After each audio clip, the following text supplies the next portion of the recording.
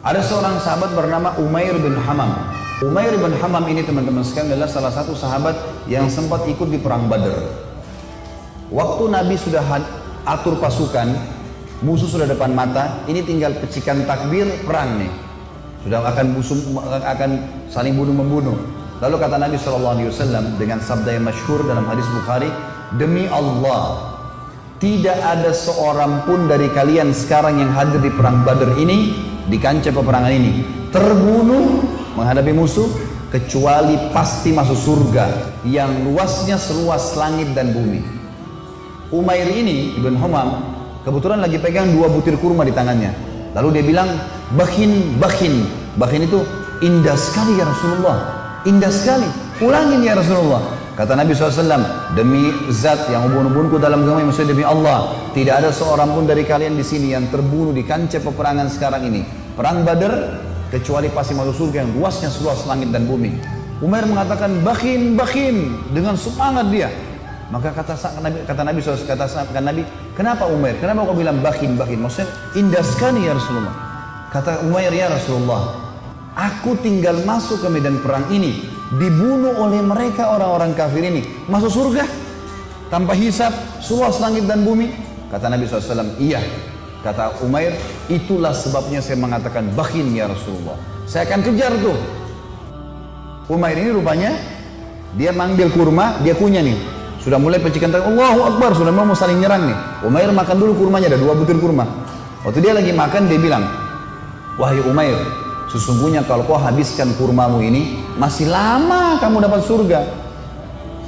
Dibuang sama dia maju berperang sampai terbunuh mati syahid. Lihat heroiknya sahabat ya, bagaimana mereka langsung menyambut apa yang disampaikan Allah dan Rasulnya. Kisah yang unik adalah kisah 2 orang yang bernama anak muda ini, Mu'adz dan adiknya Auf bin Afra. Ini teman-teman, Mu'adz ini umurnya 16 tahun, adiknya Auf namanya, ini umurnya 15 tahun. Ini masih belasan tahun ini. Bandingkan dengan generasi muda Islam sekarang. Azan aja belum tentu ke masjid gitu. Ini teman-teman sekalian ikut di perang Badar. Waktu ikut di perang Badar, Abdurrahman ibn Auf menceritakan kepada kita, mengatakan, waktu saya lagi lihat peperangan sudah akan berkecamuk nih, udah mulai mau berperang musuh, tiba-tiba ada satu orang anak muda 16 tahun namanya Mu'adz berkata kepada saya, kepada Abdurrahman bin Auf, paman, mana Abu Jahal? Kata Abdurrahman, kenapa kau tanya Abu Jahal? Kata Mu'adz, saya dengar dia orang yang paling suka menyakiti Nabi SAW di Mekah. Benar? Kata Abdurrahman, iya benar. Terus untuk apa kau tanya? Saya mau bunuh paman. Ini Abu Jahal ini saya mau bunuh.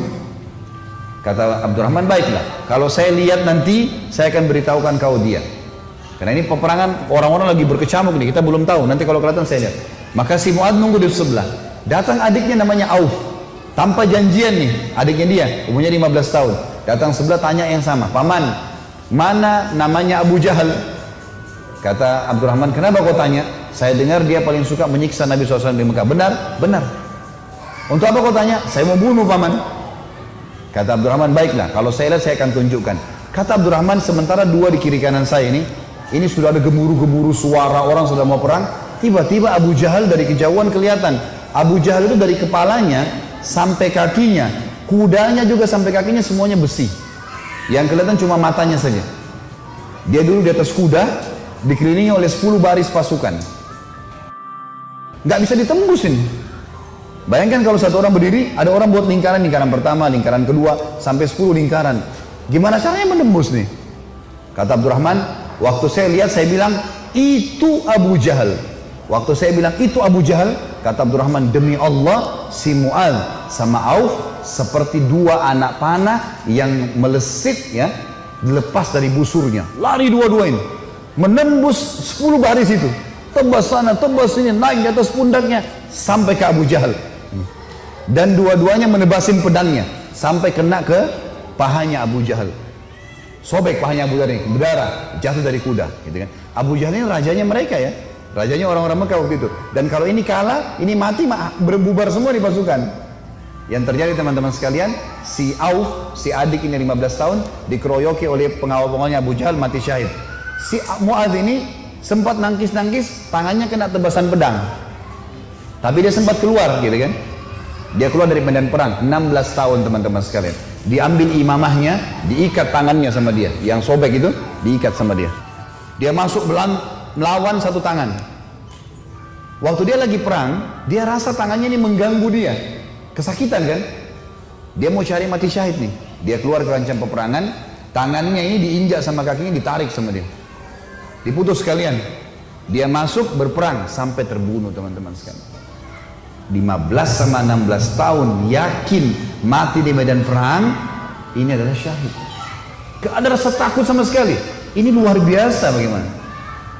Kisah yang lain Abu Dujana. Abu Dujana radhiyallahu anhu ini sahabat Nabi, pernah begini, Syammah namanya dia Syammah ya.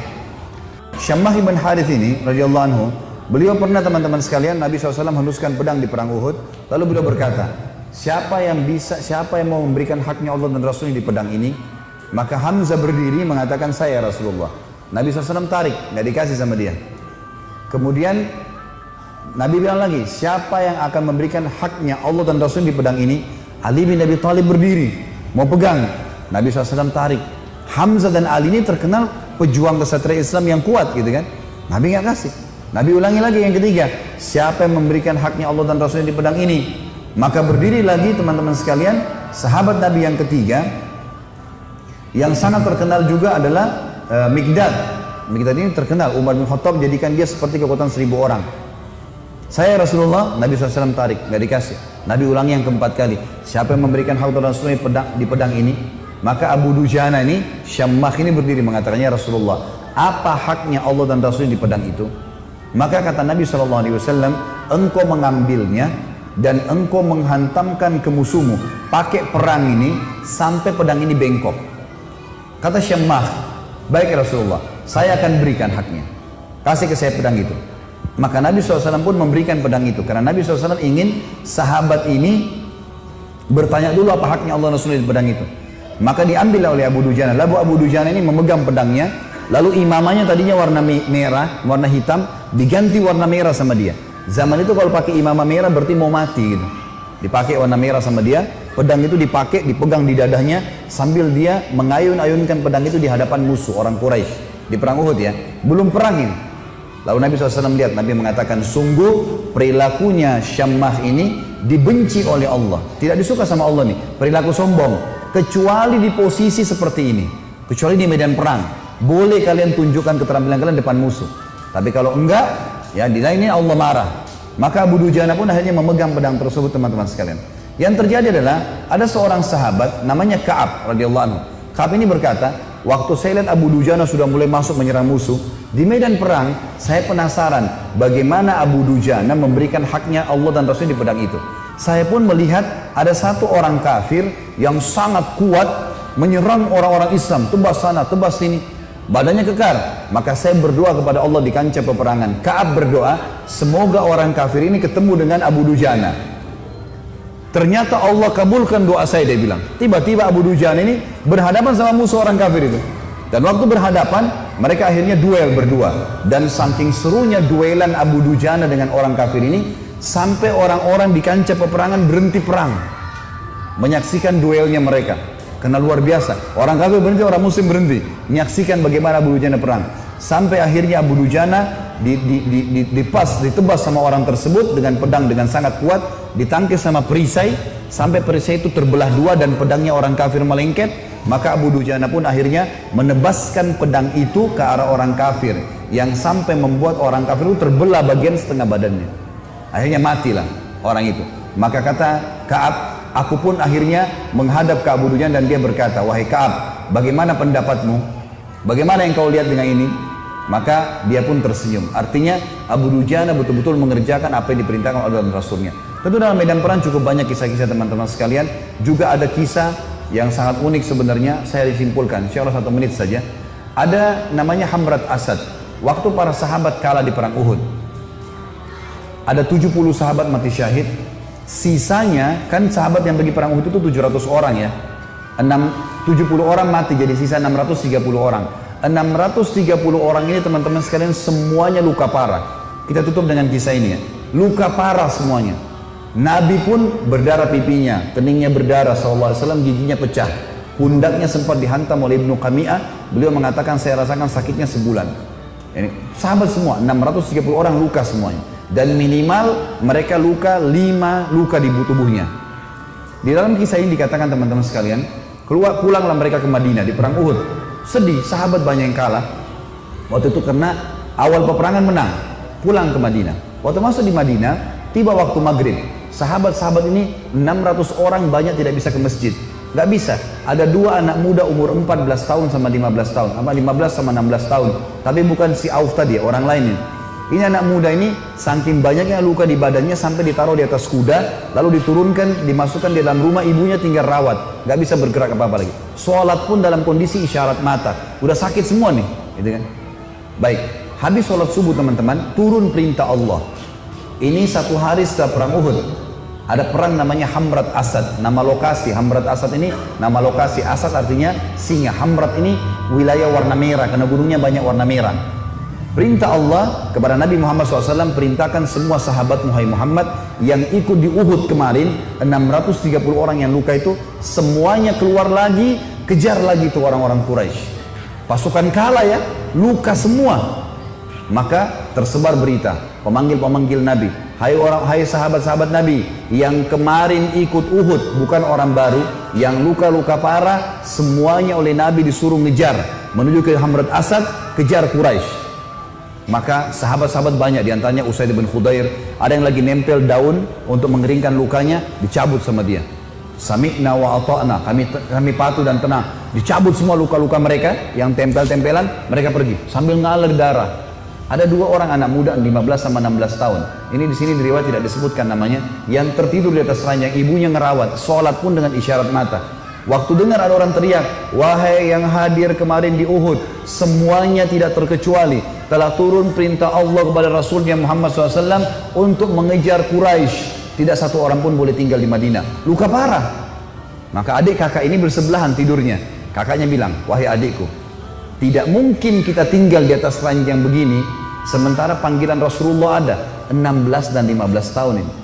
Maka kata adiknya, bagaimana caranya kak? Kita nggak bisa bergerak nih. Apa kata kakaknya? Demi Allah, saya akan seret kamu sekali, kamu seret saya sekali, sampai kita menjawab panggilan Allah dan Rasulnya. Luar biasa. Saya waktu baca kisahnya sampai netes air mata teman-teman sekalian. Luar biasa. Dan akhirnya mereka seret-seretan sampai tiba di depan Nabi SAW. Ada yang berdarah, ada yang ini, terutama 2 anak muda ini naik di atas kuda itu sambil diseret jalan ya. Waktu mereka diseret semua pada nangis lihat. Ini luar biasa orang ini. Dan akhirnya sahabat ini semuanya pergi ke sana.